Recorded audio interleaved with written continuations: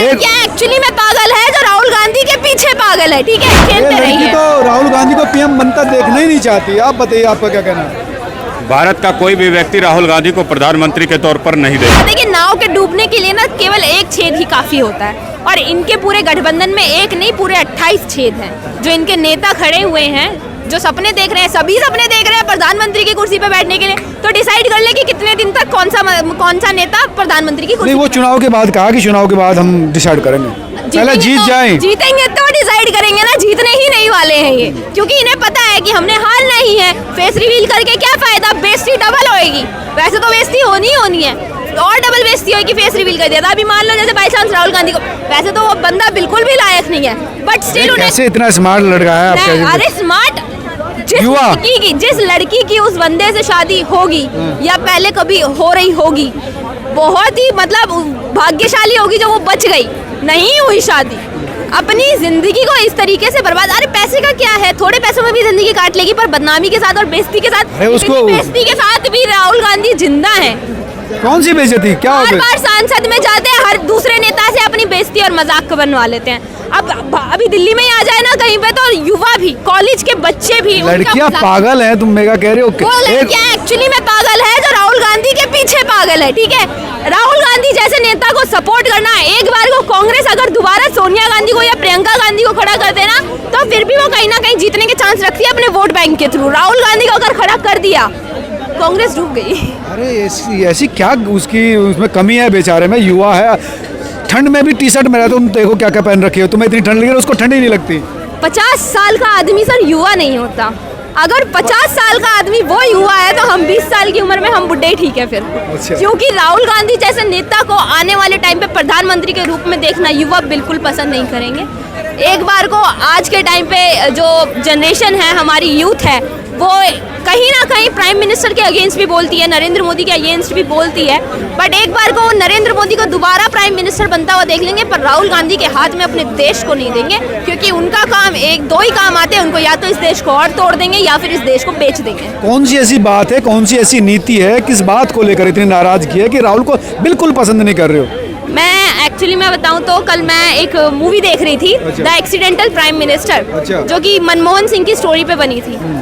अब आप ये देखिए, राहुल गांधी, प्रियंका गांधी, सोनिया गांधी, इनके बीच में इतना परिवारवाद है कि सोनिया गांधी को बचाने के लिए राहुल गांधी ने मनमोहन सिंह को प्राइम मिनिस्टर बनवा दिया था 2004 में शायद। उस टाइम पर मनमोहन सिंह, राहुल गांधी ने बनवाया? बिल्कुल, कि मेरी माँ के साथ में जो मेरे बाप के साथ हुआ और दादी के साथ हुआ वो ना हो, इसीलिए मनमोहन सिंह को प्रधानमंत्री इन्होंने बनवा दिया, ठीक है।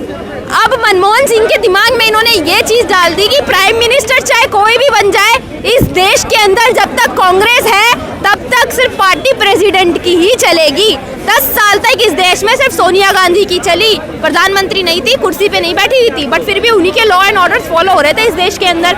चली तो मनमोहन सिंह की कहीं पे भी नहीं। इस देश के प्रधानमंत्री को उन्होंने चुप कर दिया, गांधी परिवार ने, राहुल गांधी ने, जो देश का प्रधानमंत्री बना उसी की आवाज छीन ली।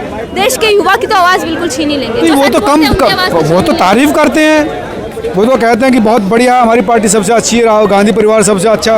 देखिए, कहीं ना कहीं मजबूरी में अभी मनमोहन सिंह को पार्टी की तारीफ करनी पड़ेगी, पर मैं एक चीज़ कहना चाहूँगी, अगर मनमोहन सिंह जी बीजेपी से होते ना, तो आज इस देश को इतने अच्छे लेवल पे तो नहीं ले जा पाते उसी टाइम में जहाँ आज मोदी जी ले गए हैं, पर अपने टाइम पीरियड में बहुत अच्छा इस देश को बना देते, पर बना ही नहीं पाए, क्योंकि कांग्रेस के अंदर जो परिवारवाद है वो इस देश को खोखला कर चुका था।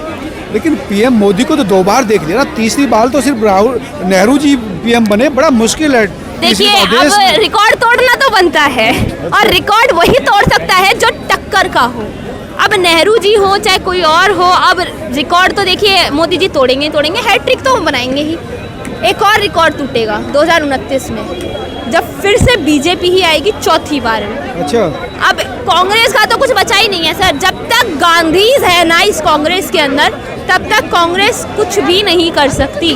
कांग्रेस को नए चेहरे लेकर आने पड़ेंगे। गांधी खड़गे को पार्टी प्रेसिडेंट बना दिया, आप समझिए, दलित को, और ये बात आ रही है कि अगर कांग्रेस जीती तो दलित ही पीएम भी बन सकता है। आप समझिए, कांग्रेस ने आमूल चूल परिवर्तन किया। कोई बात नहीं, आप सपने देखते रहिए, जीतने के, क्योंकि इस बार तो आप अरे जीतने भैया, वाले दलित को हैं। अगर प्रधानमंत्री बन जाए क्या दिक्कत है? जीतेंगे तो प्रधानमंत्री बनाएंगे ना सर, ये जीतने ही नहीं वाले हैं। आप चाहे जितना मर्जी नए फेस ले आइए, किसी दलित को खड़ा कीजिए, ये जो आपका मतलब प्रोपेगेंडा चल रहा है, ये जो आप खेल खेल रहे हैं ना, ये सब समझ आता है जनता को। अच्छा, ये भी खेल है? जनता इतनी बेवकूफ़ नहीं है कि ये कांग्रेस के खेल अब ना समझे। अब अच्छे से जानती है कांग्रेस का असली चेहरा क्या है। खुद इनके पार्टी के लोगों ने बताया है, बहुत लोगों ने कांग्रेस की असली सच्चाई बताई है। हेमंत विश्व शर्मा जो खुद पहले कांग्रेस से थे, बाद में बीजेपी ज्वाइन करी, उन्होंने कांग्रेस की सच्चाई उन्होंने खुद बताई है। ये कोई दो राहें नहीं है इसमें कि अब कांग्रेस जीतेगी या नहीं जीतेगी। बीजेपी जीते ना जीते, कांग्रेस हारेगी जरूर। तो फिर एक तो कहीं विपक्ष जीत जाएगा मतलब? नहीं, देखिए अगर कांग्रेस जीतती है, अगर देखिए बीजेपी जीतती है तो इस देश के 130 करोड़ लोग जीत जाएंगे। बट अगर कांग्रेस जीत जाती है ना सर, तो इस देश का सनातन धर्म, इस देश के 100 करोड़ हिंदू सब हार जाएंगे। ऐसा नहीं, वो भी तो हिंदू है। मैंने कहा वो राहुल गांधी हिंदू है। सर एक मिनट, फिरोज खान का पोता जो खुद मतलब एक मुस्लिम है, फिरोज खान का पोता कहाँ से हिंदू हो गया सर, कहाँ से ब्राह्मण हो गया? आप मतलब डीएनए उदाहरण करते हैं, वो तो व्यक्तिगत मामला है अरे ना। सर, अगर ये भी कहूँ कि चलो उन्होंने अपना रिलीजन कन्वर्ट कर लिया, तो आप मतलब हिंदू सिर्फ कहने को क्यों बने? असली में बन के दिखाइए ना। अगर आप हिंदू हैं तो फिर आप सावन के अंदर, सावन मास के अंदर आप ये खुद अपनी बहन को मीट बनाकर खिला रहे हैं, खुद भी मीट खा रहे हैं। ऐसे दोगले हिंदू ना सर, मतलब एक टाइम पे मैं ये कहूँगी सेक्युलर हिंदू भी ना इन जैसे हिंदुओं से ज़्यादा अच्छे हैं। अच्छा, तो आपका ये कहना है कि अगर वो हिंदू है, ब्राह्मण है, तो मीट क्यों खा रहे हैं ना? बिल्कुल, आप वो हर कार्य वो कर रहे हैं जो हिंदू धर्म में मतलब पाप के समान माना जाता है। उसके बावजूद आप ऐसे कार्य कर रहे हैं तो आप हिंदू नहीं हैं। आप सिर्फ अपना डबल गेम्स खेल रहे हैं, खेलते ये लड़की रहिए। तो राहुल गांधी को पीएम बनता देखना ही नहीं चाहती। आप बताइए, आपका क्या कहना है? भारत का कोई भी व्यक्ति राहुल गांधी को प्रधानमंत्री के तौर पर नहीं देखना अच्छा, आप भी वही हैं? चाहता।